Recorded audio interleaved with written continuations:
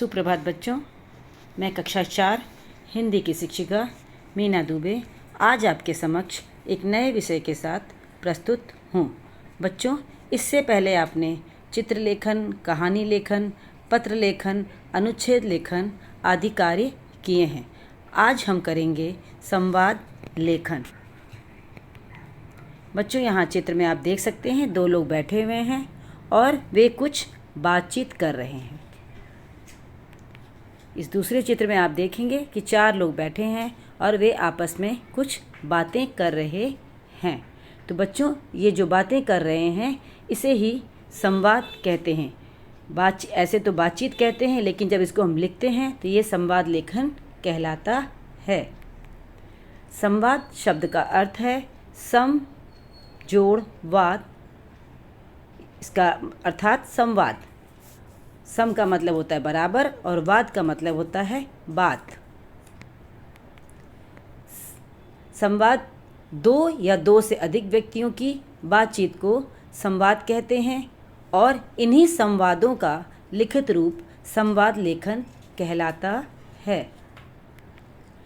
संवाद लेखन के नियम कुछ इस प्रकार हैं। संवादों में क्रमबद्धता होनी चाहिए। संवादों की भाषा घटना, परिस्थिति तथा समय के अनुकूल होना चाहिए। संवाद लिखते समय विराम चिन्हों का उचित प्रयोग करना चाहिए। संवाद छोटे, रोचक और संक्षिप्त होने चाहिए। संवादों में कहीं भी अप्रिय या अभद्र शब्दों का प्रयोग नहीं करना चाहिए।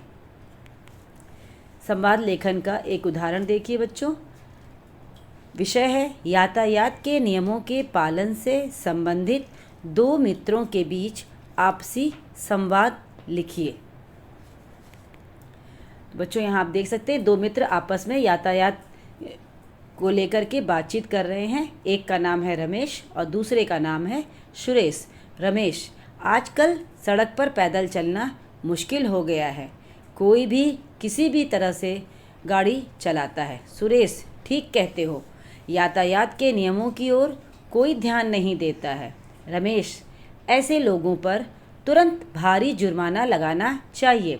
सुरेश, परंतु जुर्माना लगाए कौन, इन्हें पकड़े कौन?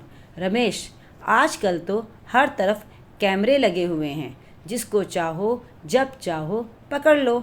सुरेश, सच? यही तरीका है यातायात के नियमों का पालन करवाने का। रमेश, ठीक है मित्र, मुझे कुछ ज़रूरी काम है, मैं फिर मिलता हूँ। सुरेश, ठीक है मित्र, मैं भी चलता हूँ। अभ्यास कार्य हेतु एक विषय आपको दिया गया है बच्चों। ग्राहक और फल विक्रेता या सब्जी विक्रेता के बीच संवाद 6 से 8 पंक्तियों में लिखना है। बच्चों, आप अपने माता पिता के साथ कभी ना कभी बाज़ार जाते होंगे। वहाँ आपने देखा होगा कि आपके पिता किस तरह से सब्जी वाले या फल वाले से बात करते हैं, उसी को आपको लिखना है। उम्मीद है आपको यह विषय अच्छी तरह से समझ में आ गया होगा बच्चों, और आप संवाद लेखन में सक्षम होंगे। धन्यवाद बच्चों।